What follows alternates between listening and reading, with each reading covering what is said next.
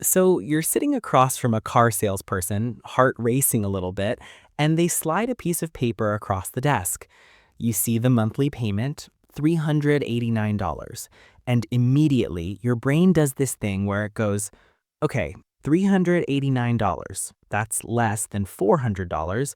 I can swing $400 a month. Yeah, this feels doable. So you nod. You say something like, yeah, that works for me. The salesperson smiles, stands up to go talk to their manager, and you're sitting there feeling pretty good about yourself, like you just made a smart decision, like you're being responsible. And then 3 years later, you're still making that payment, except now you realize you have 5 more years to go. And you do the math for the first time, really do the math, and you realize you're going to pay almost $38,000 for a car that was worth $28,000 when you bought it, and you can't even remember exactly how that happened. If that's you, if you've ever had that sinking feeling in your stomach when you finally looked at your loan paperwork months after buying a car, this video is going to show you exactly how they did that to you, and more importantly, how to make sure it never happens again. My name is Rayhan, and I spend way too much time thinking about how car dealerships separate people from their money. If you're someone who feels anxious about buying a car, who's worried about getting ripped off, or who just wants to make sure you're making the smartest financial decision possible when it comes to what's probably the second biggest purchase of your life, make sure to hit that subscribe button and give this video a thumbs up if this helps you out. Because today, I'm going to show you a negotiation tactic that's so simple, so effective that it literally feels like cheating. And the best part? It costs you exactly $1. Car dealerships make the majority of their profit not from selling you the car, but from financing. According to the National Automobile Dealers Association's 2024 data, the average dealership makes about $1,200 in profit on a new car sale, but over $2,100 from the financing and add-ons. Let that sink in. They make almost twice as much money from how they structure your loan than from the actual car itself. And this is where it gets really interesting. The entire sales process is designed around one thing: monthly payment. Not the total price of the car, not the interest rate, not how much you're actually paying, just that one number, the monthly payment. Now you might be thinking, well, Rayhan, what's wrong with that? I need to know if I can afford the monthly payment. And look, I get it. You have a budget, you know what you can spend every month. That makes total sense from a practical standpoint. But here's the thing. When you focus on monthly payment, you lose sight of the total cost, and dealerships know this. They exploit this. They've literally built their entire sales process around this psychological blind spot. Let me give you a real example. Let's say you're buying a $30,000 car. You tell the dealer you want to stay around $500 a month. The dealer can get you there in so many ways. They could give you a 72-month loan at 4.9% interest, that's $487 per month, but you pay $35,064 total.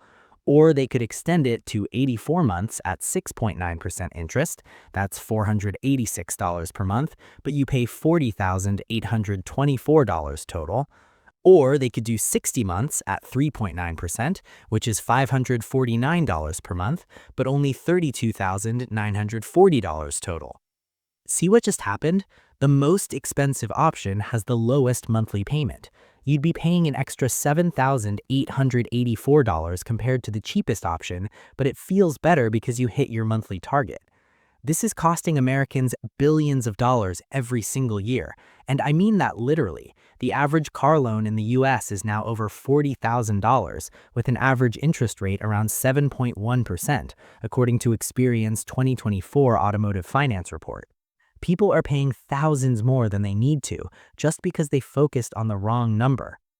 So before I tell you the actual trick, I need you to talk about the psychology here, because this is what actually makes this strategy work.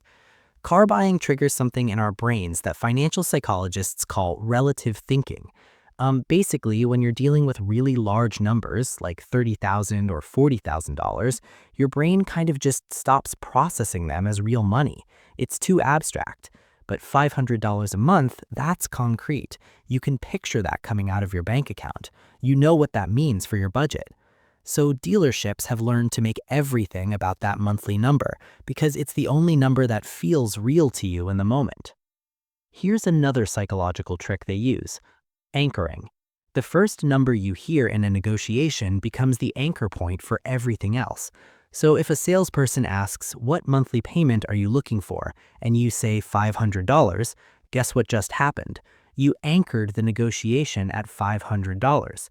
The dealer isn't going to try to get you down to $350. They're going to work backward from $500 to maximize their profit while keeping you at that number.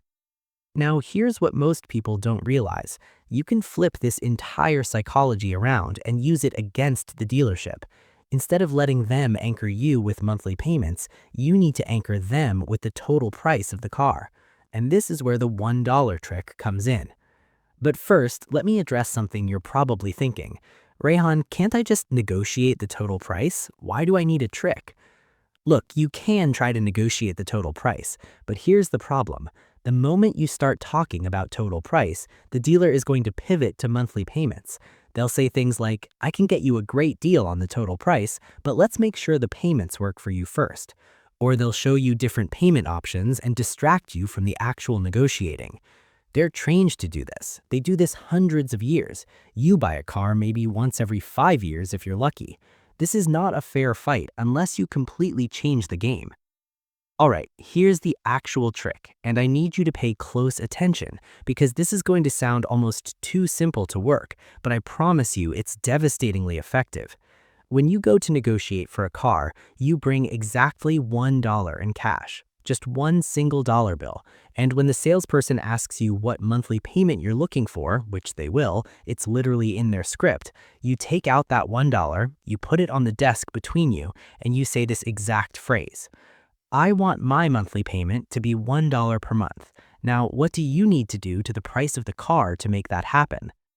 Now look, the salesperson is going to laugh. They might think you're joking, but you stay completely serious. You keep that dollar on the desk, and then you say this: "I'm serious. If the monthly payment is what we're negotiating, then I want $1 per month. So let's figure out what the actual price needs to be. What's your best price on this car? Out the door with all fees included." Here's what just happened. You completely reframed the negotiation. Instead of you trying to hit their monthly payment target, you forced them to either talk about the real price of the car or admit that the monthly payment game is just a manipulation tactic. And here's the beautiful thing. Most salespeople will actually laugh and then switch to talking about the real price of the car, because the absurdity of your $1 offer makes them realize you're not playing their game. You just exposed the game itself. Now you might be thinking, this seems confrontational. Won't this make the dealer not want to work with me? And look, I get that concern, but here's the thing. Buying a car is confrontational. They're trying to maximize their profit. You're trying to minimize your cost. Those two things are in direct opposition. Being nice and agreeable is how you end up overpaying by thousands of dollars. The $1 trick does something really important psychologically. It shows the dealer that you understand their tactics and you're not falling for them. It establishes you as a serious negotiator who's done their research. And honestly, most salespeople will actually respect that. The good ones, anyway. Let me show you the actual math of why focusing on total price instead of monthly payment saves you so much money. Let's say you're looking at a $35,000 car. You've done your research and you know that a fair price for this car is around $32,000 based on invoice pricing, current incentives, and what other people in your area are paying. By the way, websites like TrueCar, Edmunds, and CarGurus can give you this information for free. There's no excuse not to know this before you walk in. Scenario 1, the monthly payment trap. You tell the dealer you want to stay around $550 per month. They come back with a 72-month loan at 6.9% interest on the full $35,000 MSRP. They add in a $3,000 extended warranty, some paint protection for $1,200, and gap insurance for $800. Your total financed amount is now $40,000. At 6.9% for 72 months, that's $628 per month. You say that's too high, so they extend the loan to 84 months. Now it's $559 per month. Perfect, you hit your target. Total cost, $46,956. That's right, you're paying almost $47,000 for a $35,000 car. Scenario 2, the $1 trick or total price focus. You use the $1 trick to force the conversation to be about total price. You negotiate the car down to $32,000. You decline all the add-ons. We'll talk about those in a minute. And you secure your own financing through your credit union at 4.5% for 60 months. Your monthly payment is $597 per month. That's actually higher than scenario 1, by the way, but your total cost is $35,820. You just saved $11,136. Let me say that again. You saved over $11,000. And yes, your monthly payment is higher by about $40, but you're paying for 5 fewer years and you'll own the car outright in 60 months instead of 84 months. Now here's where it gets even more interesting. That extra $40 per month you're paying, over the course of the loan, that's an extra $2,400. But you're saving $11,136. That's a return on investment of over 360%. Show me another investment that gives you that kind of guaranteed return. Okay, we need to talk about add-ons because this is where dealerships make an absolutely obscene amount of money, and it's directly connected to the monthly payment trick. Here's how this works. You've negotiated the price of the car, you think you got a good deal, and then they send you to the finance office. This is what they call the box in the industry. And the person in the box, the finance manager, their entire job is to sell you add-ons. Extended warranties, gap insurance, paint protection, fabric protection, wheel and tire protection, VIN etching, nitrogen-filled tires. The list goes on. And here's their trick. They add these to your loan and show you how it barely affects your monthly payment. Hey, this extended warranty is only going to add $18 to your monthly payment. For the peace of mind, that's worth it, right? Wrong. Here's the math. $18 per month for 72 months is $1,296. But that extended warranty probably cost the dealer about $400 wholesale. They just marked it up 300% and financed it at interest, meaning you're actually paying even more than $1,296 over time. Let's say you're financing at 6% interest over 72 months. That $18 monthly payment represents about $1,150 in principal. So you're paying $1,150 for something that cost the dealer $400, and that's before interest. According to a 2024 report from Consumer Reports, the average car buyer who purchases add-ons spends about $1,700 on them. But get this, the actual value or usefulness of those add-ons is typically less than $400. That's a $1,300 markup that most people don't even realize they're paying because it's hidden in the monthly payment. Now, I'm not saying all add-ons are bad. Gap insurance can actually make sense if you're putting very little down on a new car that depreciates quickly, but you should buy it from your insurance company, not the dealer. It'll cost you about $20 a year instead of $800 up front. Extended warranties can make sense for certain luxury or high mileage vehicles, but you should buy them separately from a third party and only after researching the actual reliability of the vehicle you're buying. Everything else, paint protection, fabric protection, nitrogen tires, VIN etching, these are profit centers for the dealership, nothing more. Here's what you say in the finance office. I'm not interested in any add-ons. Please prepare the paperwork with just the vehicle price and the required fees. And then you sit there silently. They'll push. They'll show you horror stories about repair costs. They'll make it seem like you're being irresponsible. You stay firm because every single one of those add-ons is negotiable or unnecessary, and they're all designed to inflate your loan amount while keeping your monthly payment at the psychological threshold you set. All right, here's another critical piece that makes the $1 trick even more powerful. You need to get pre-approved for a car loan before you go to the dealership. Look, I know this seems like extra work, but here's what most people don't realize. Dealer financing is marked up. The bank or credit union might offer the dealer a rate of 4.5%, but the dealer is allowed to mark that up and keep the difference. So they might tell you your rate is 6.5% and they pocket the extra 2% as profit. This is called a finance reserve, and it's completely legal. According to a 2024 analysis by the Consumer Financial Protection Bureau, the average dealer markup on auto loans is about 1.5 to 2 percentage points. On a $30,000 loan over 60 months, that 2% markup costs you about $1,500 in extra interest. So here's what you do. Before you ever set foot in a dealership, you go to your bank or credit union and get pre-approved for a car loan. Credit unions typically offer the best rates. We're talking 4 to 5% for people with good credit. You get approved for slightly more than you plan to spend, so you have some flexibility. Now, when you're at the dealership, after you've used the $1 trick to force the conversation to be about total price, you say, I have my own financing at 4.5%. Can you beat that? Here's what happens. Either they can't beat it and you use your own financing, or they can beat it, which means they were planning to mark it up even more than you thought, and now you're saving even more money. This is a win-win for you. You either get the rate you already secured, or you get an even better rate. Plus, it sends a clear message that you're not relying on them for financing, which means that entire profit center is off the table for them. And here's a pro tip. Even if the dealer offers you a slightly better rate, read the fine print. Sometimes they'll offer you a great rate but require you to purchase add-ons, or they'll extend the term to make the monthly payment look better. Always, always, always calculate the total cost, not just the monthly payment or the interest rate. Now, let me address some objections I know you're having because I can literally hear them through the screen. Rehan, this seems really aggressive. I don't want to be rude. Look, I hear you, but here's the thing. The dealership has an entire system designed to extract as much money from you as possible. They have pricing algorithms, sales scripts, finance managers, and months of training. Being polite and friendly is how you end up overpaying by thousands of dollars. You're not being rude, you're being an informed consumer who refuses to be manipulated. What if they refuse to negotiate with me after I do the $1 trick?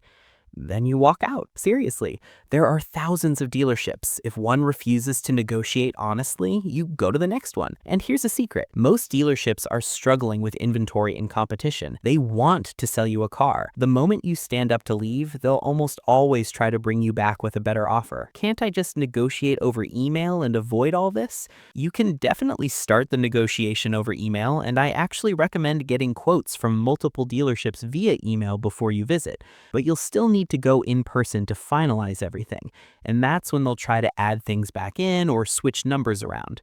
The $1 trick still applies in person. What about leasing? Does this work for leases?